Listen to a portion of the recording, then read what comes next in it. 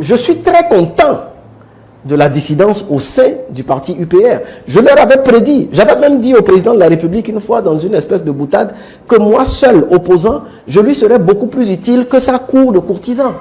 Parce que moi, je leur avais déjà dit que cette union entre le PRD et l'UP violait la loi sur la charte des partis politiques et la loi sur le financement des partis politiques. Et j'avais même appelé tout Béninois, puisque nous sommes tous des contributeurs de l'économie nationale, à porter cette union-là devant n'importe quel tribunal pour en constater l'annulation, pour en constater la nullité.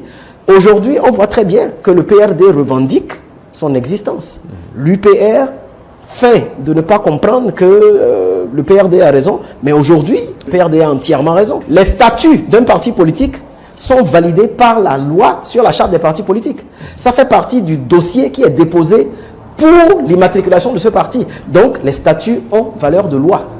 Donc, si les statuts du parti prévoient qu'il faut un congrès extraordinaire de dissolution et que ce congrès n'a pas été fait, ça veut dire que le parti existe toujours. Les statuts ne sont pas au-dessus de la réforme, mais la loi a validé les statuts. Donc c'est pour ça que je vous dis, les statuts font preuve de loi, jusqu'à preuve du contraire.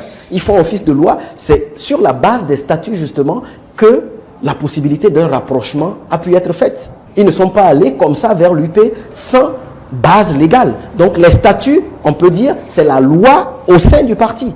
Et si une disposition de cette loi au sein du parti n'est pas respectée, et que le ministère de l'Intérieur, c'est le ministère de l'Intérieur qui est fautif, il a péché par un manque de profondeur dans son analyse, peut-être l'euphorie de l'union, du mariage qui avait été fait, avait entraîné cela, mais c'est le ministère de l'Intérieur qui a péché dans l'analyse qui a été faite. C'est comme un peu deux personnes qui se marient.